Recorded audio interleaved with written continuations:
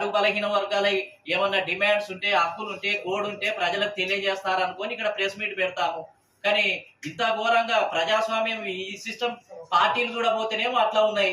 అక్కడ ఒకటే వర్గాలది డబ్బున్నోళ్ళదే ప్రమేయం. అక్కడ అదే వేరే వాళ్ళు అయితే ఇళ్లలోకి పిలిస్తే గొట్టాలు బండ్లు మొత్తం ఏంటిది అని అంటే టీవీ ఛానల్ అన్ని లైవ్లు తీసుకుపోయి వాళ్ళ ఇంటి దగ్గర పెడతారు. మొత్తం ప్రజాస్వామ్యం అని అంటే డబ్బును నిజకాడ ఊరేగుతుంది, బండ్లన్నీ వాళ్ళ ఇంటి ముందు చుట్టూ తిరుగుతాయి, ఆడ జాతర జరుగుతుంది. అంటే ఏం ప్రజాస్వామ్యం? రోజు మాట్లాడుతూనే ఉంటారు కదా.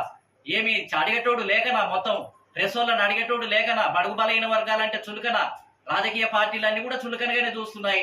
ఎమ్మెల్యే టికెట్లు ఇచ్చే దగ్గర, ఎంపీ టికెట్లు ఇచ్చే దగ్గర అన్ని చులకనే, మంత్రి పదవులు ఇచ్చే దగ్గర కూడా చులకనే. ఇక ఇక్కడ కూడా మీటింగులు పెడితే బడుగు బలహీన వర్గాలు పెడితే ఈడ కూడా చులకనే. అదే ఒక పెద్ద ఆయన 100 కోట్లు ఉన్న ఆయన వచ్చి ఇక్కడ ప్రెస్ మీట్ పెడితే ఓ బండ్లన్నీ కిక్కిరిసిపోతాయి, మొత్తం అసలు జాతర జరుగుతుంది ఇక్కడ. అంటే ఏంటిది ఇదంతా? కాబట్టి అన్ని కూడా పునరాలోచన చేయండి. మీరు ప్రజాస్వామ్యం గురించే మాట్లాడుతున్నారు. ఇన్ని సంవత్సరాలు అయింది, మేము 30-40 సంవత్సరాలు అయింది. ఎన్నడైనా ఇక్కడ ఉన్నటువంటి మ్యాటర్ ఎన్నడైనా వచ్చింది? ఏమన్నా వస్తే పత్రికలలో వస్తుంది, ఏది ప్రింట్ మీడియాలో మాత్రం కొంత న్యూస్ వస్తుంది.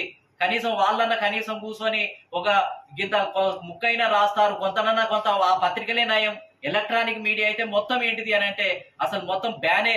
అసలు వీళ్ళు సంఘాలే కావు, వీళ్ళ పార్టీలే కావు, వీళ్ళు మేధావులే గారు, వీళ్ళు నాయకులే గారు అన్నట్టుగా చూస్తారు, ఎగాదిగా చూస్తారు, మొత్తం విచిత్రంగా చూస్తారు. ఇంత మళ్ళా గొప్పలు మేము పేదోళ్ళ గురించే పాటు పడుతున్నాం అని చెప్తారు. ప్రజల గురించే రోజు భాష అంతా ప్రజల గురించే, మళ్ళా ప్రజల గురించే పనిచేస్తున్నట్టు, ప్రజల కష్ట నష్టాలన్నీ రాస్తున్నట్టు రోజు అట్లా కథనాలు ప్రసారం చేసుకుంటారు. మొత్తం ఏంటి